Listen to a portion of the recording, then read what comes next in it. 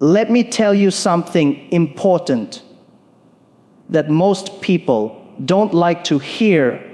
Failure is a gift. I know that sounds strange. When I was young, I failed more times than I can count. I failed exams. I failed job interviews. I was rejected by companies that most people wouldn't even imagine getting rejected from. KFC came to my city. 24 people applied for the job, 23 were hired. I was the one who wasn't.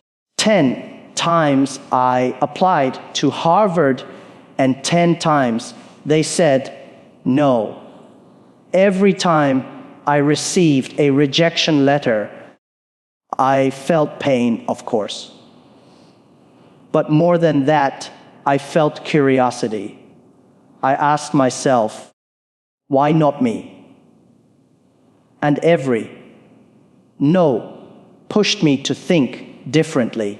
The problem with many young people today is they are scared of falling. They believe that one rejection defines them, that one failure means they are not good enough.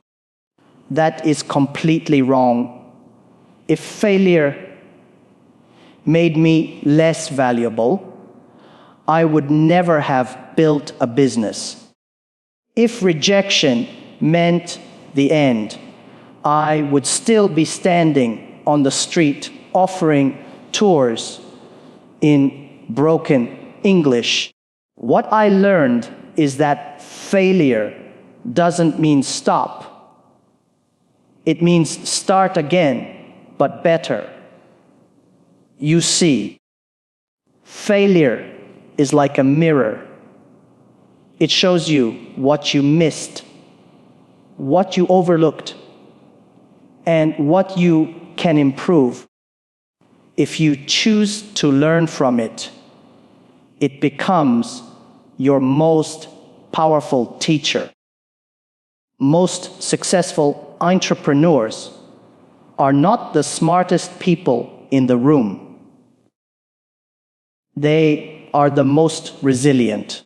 They are the ones who kept going when things looked hopeless. They are the ones who didn't stop after the first no, or the 10th, or the 100th. Why? Because deep down, they understand that success is built on a foundation of broken bricks. Every rejection is a brick. Every failure is a brick. But one day, you look back and see that you were building something all along, something strong. When I failed, I never blamed others. I didn't say the system was unfair or that life was too hard. I told myself, you have to be better. You have to find a way. And because of that mindset, I became stronger each time I failed. Failure taught me humility, patience, and creativity. It taught me to listen more, to observe better, and to think deeply. These are the real skills of an entrepreneur. So if you have failed, good. That means you're trying. That means you're moving. That means you're alive. Don't let failure close the door. Let it open a new one. Learn the lesson, adjust your path, and try again. because the only real failure is giving up. If you can embrace failure, you are already far ahead of those who fear it. When we started Alibaba, we didn't have money, experience, or resources. What we had was an idea, a belief that the internet could help small businesses grow. That belief wasn't popular at the time. In fact, many people thought it was foolish. In 1999, in China, hardly anyone believed the internet had potential. But I wasn't trying to convince everyone. I was focused on building something small, something real. Too many people wait for the perfect moment, for the perfect plan, or for enough capital to start big. But that's not how great businesses are built. If you wait for everything to be perfect, you'll wait forever. Starting small is not a weakness. It's a strategy. It keeps you lean, focused, and humble. Our first office was my apartment. Our first team was a group of friends who believed in the same dream. None of us knew much about business or technology. We just believed we could do something useful. When you start small, you make mistakes quickly. And that's good, because the sooner you fail, the sooner you learn. We made a lot of mistakes in the beginning. We didn't know how to write a business plan. We didn't know how to negotiate. But what we had was determination and a clear purpose to make it easier for small businesses to compete. The problem with thinking too big too soon is that you become overwhelmed. You try to solve everything at once and end up solving nothing. But when you focus on one small thing, one real problem, you begin to build something of value. You improve it. You grow it, and little by little, your small effort becomes something powerful. I always tell young entrepreneurs, dream big, but start small. Have a clear vision, but don't let that vision paralyze you. But don't wait for investors. Don't wait for permission. Just start. Even if it's messy, even if it's just an idea on paper or a prototype in your garage. The most important thing is to begin. Execution beats perfection every time. We didn't start Alibaba with the dream of becoming a giant company. We started with the dream of helping one small business sell online, then another and another, one problem at a time, one solution at a time. That's how you build something lasting. People often think that to do something big, you need a lot of money. That's not true. What you need is clarity, discipline, and courage. If your idea is valuable, people will come.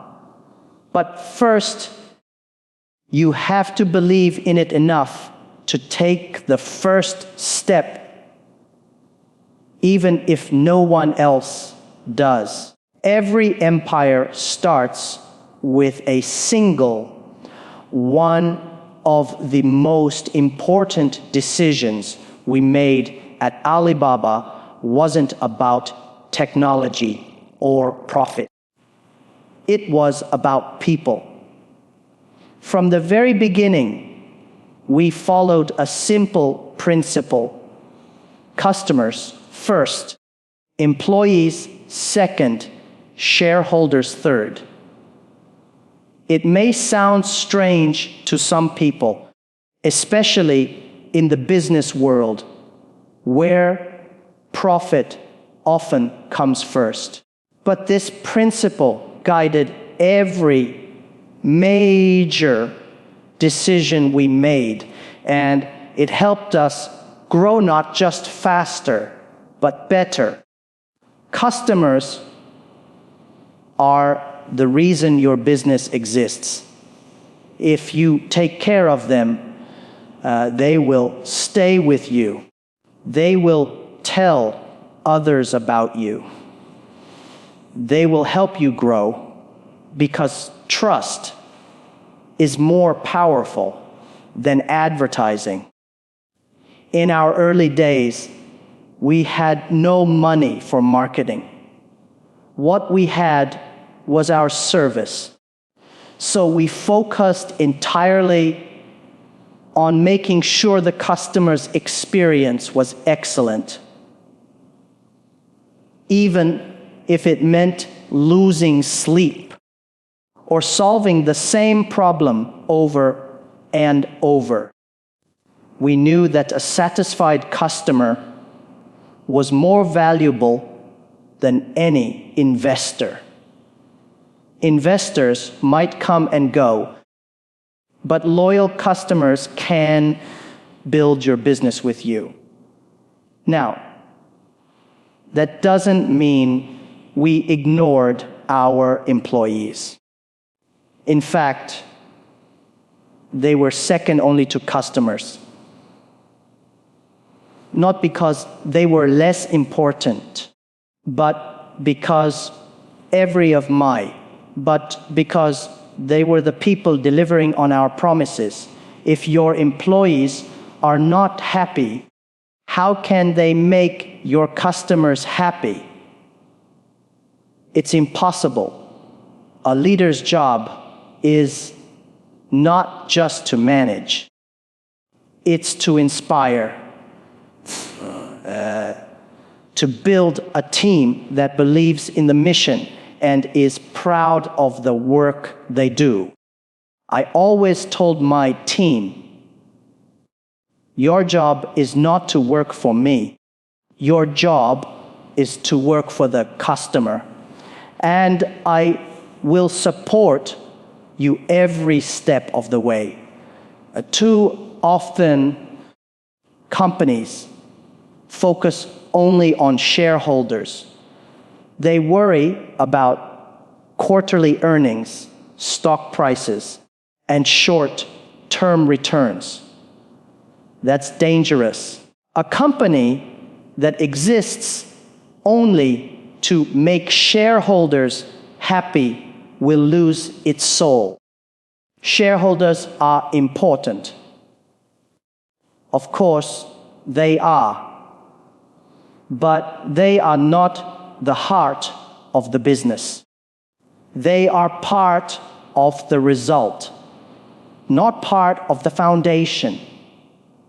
If you do the right things for your customers and you build a strong team, the shareholders will eventually be rewarded. But you cannot reverse the order. If you put shareholders first and forget your customers and employees, the company will collapse. It's only a matter of time. In business, as in life, relationships matter, trust matters, integrity matters. You're not just selling a product.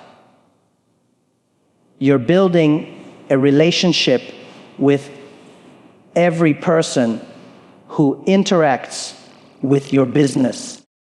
If people feel heard, respected, and valued, they will stick with you even when you make mistakes, because they don't just buy what you sell.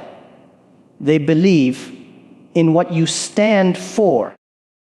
When you put the customer first, everything else falls into place. When I started building my team, I realized something very quickly. I wasn't the smartest person in the room. And that was okay. In fact, that was exactly what I wanted.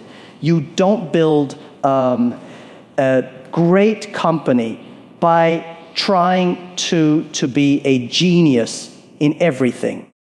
You build it by surrounding yourself with people who are smarter than you in the areas where you're weak, and trusting them to lead.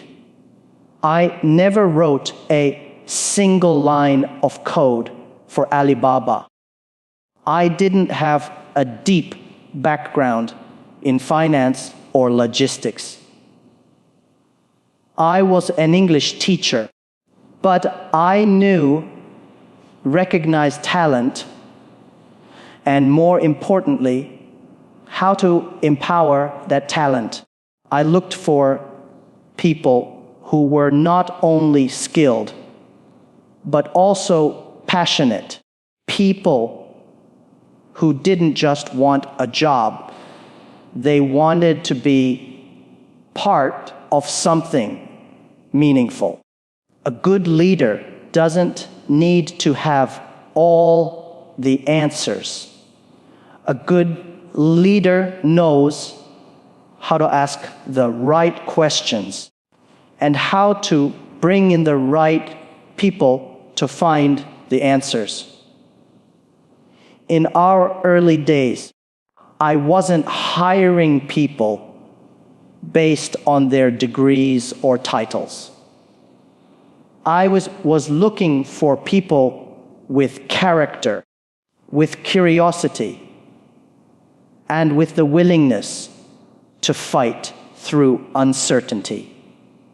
Because in a startup, every day is full of unknowns. You need people who are not afraid of hard problems. People who actually enjoy solving them. I told my team, if there are two candidates and one is more experienced but average in attitude, and the other is younger but eager to grow and learn, choose the second one. Because skills can be taught, but mindset is much harder to change. I wanted a team that believed in the mission and believed in each other. Hiring smart people is only the beginning.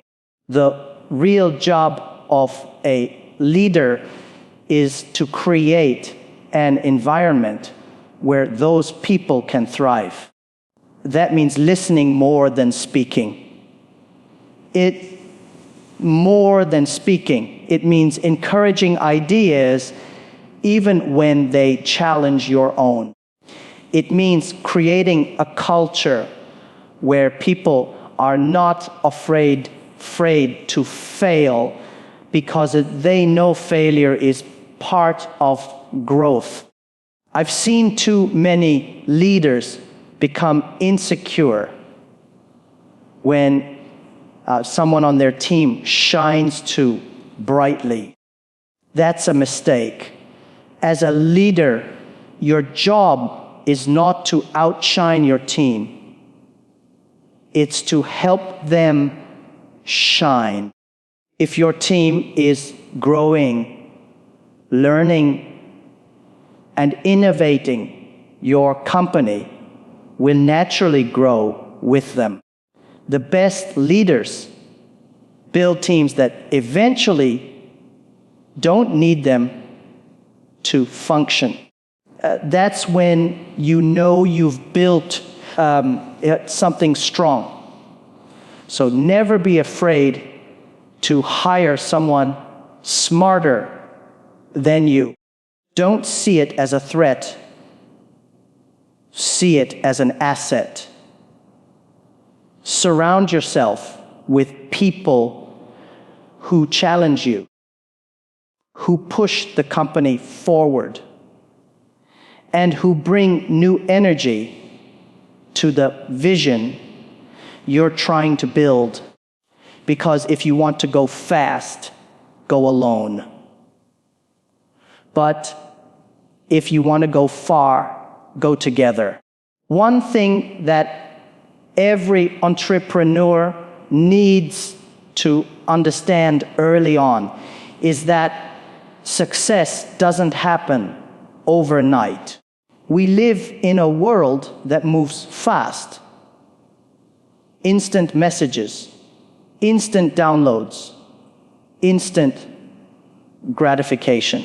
But real success, the kind that lasts, takes time. When we started Alibaba, we didn't make money for the first few years. In fact, we struggled. There were days when we didn't know if we could pay salaries. There were nights when we sat around a table and asked each other, should we keep going? The easy answer would have been no.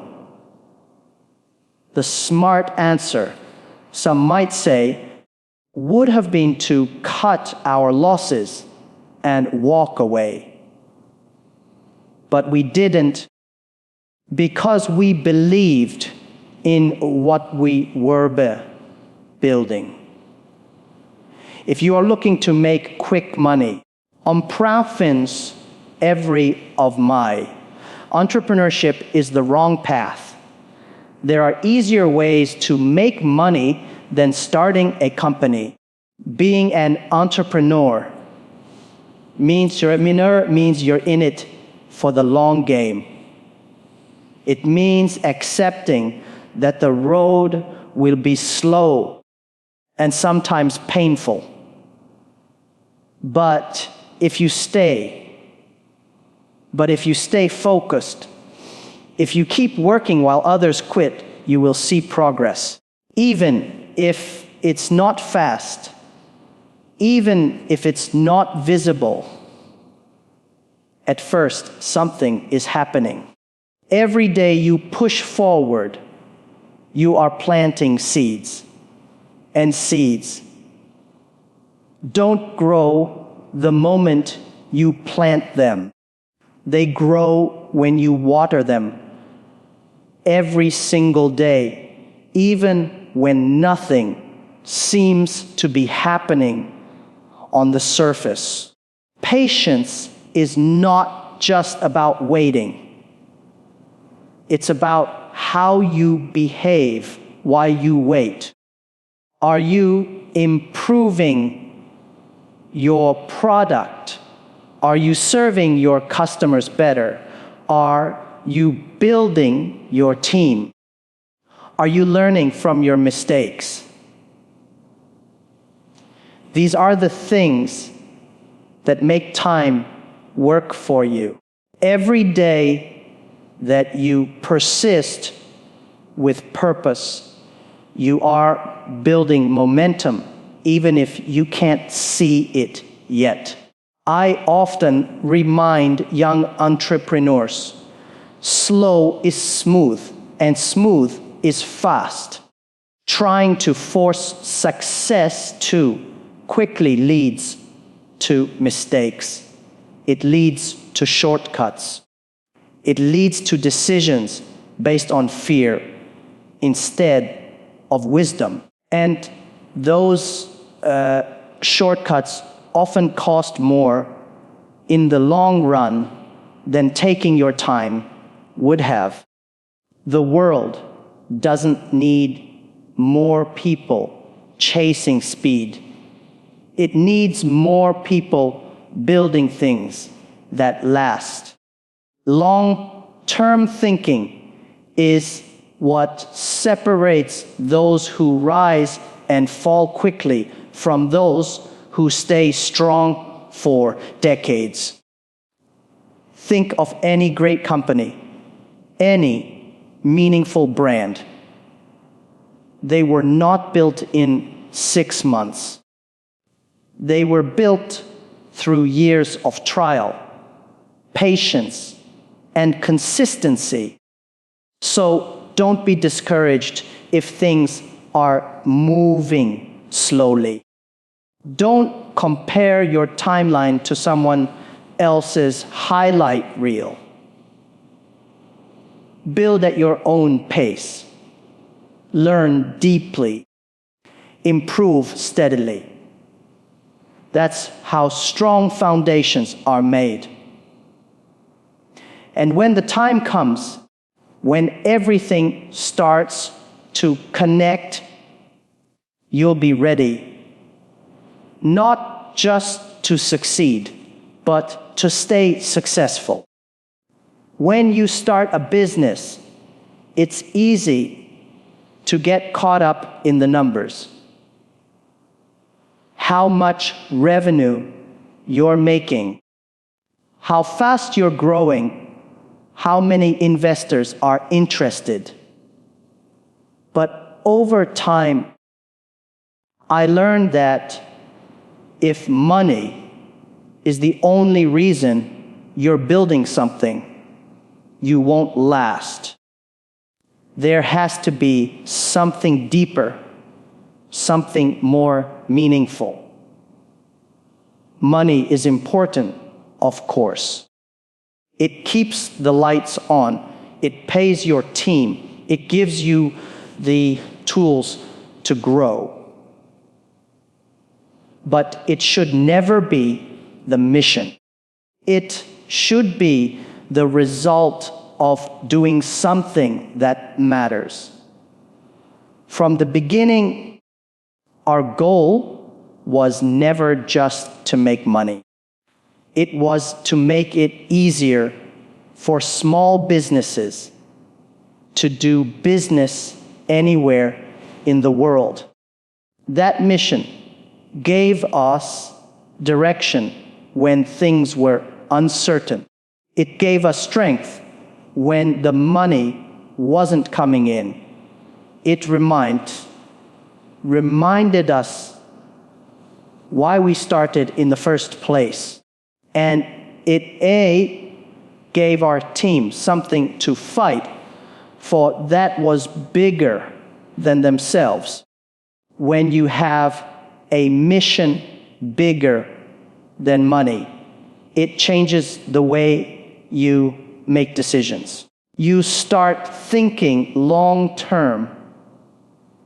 You're not just focused on quarterly earnings. You're focused on long-term impact. You begin to care more about your customers, your employees, and the world you're operating in. You ask better questions, like, how can we improve people's lives? Or how can we solve a real problem that others ignore? That kind of thinking creates businesses that matter. Businesses that people trust, businesses that last. And here's the secret: when you focus on solving real problems and creating real value, the money comes anyway. But it comes as a byproduct of something much greater. People can sense when a company is built on purpose. They feel it in the way you talk to them, the way you treat them, and the way you serve them. Purpose is powerful because it gives people a reason to care. It gives your team a reason to give their best. It gives your customers a reason to choose you over someone else. I've seen many entrepreneurs chase trends just to make a quick return. They copy others. They follow whatever is hot. But when the trend fades, so does their business. What lasts are the ideas rooted in purpose. The ideas that are built to serve, not just to sell. These businesses adapt, grow, and evolve because they're not built on hype. They're built on heart. So when you think your own journey, ask yourself, why do I want to build this? What problem am I truly solving? Who will benefit if I succeed? The answers to those questions are more important than your first investor or your first product launch. They will shape everything that comes next. Because when your mission is bigger, money, you'll never run out of reasons to keep going.